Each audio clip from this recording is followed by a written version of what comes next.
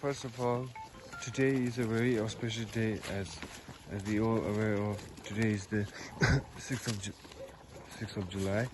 So, holding this opportunity, I, on behalf of every living being upon this world, would like to wish him a very happy birthday.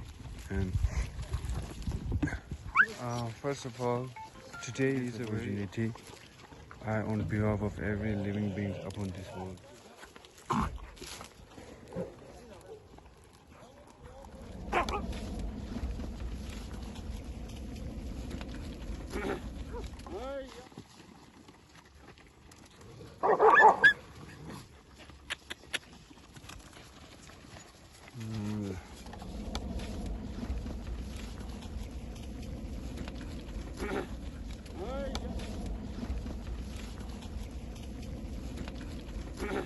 so we're called butcher.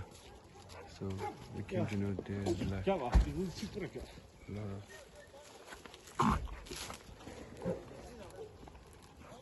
this opportunity.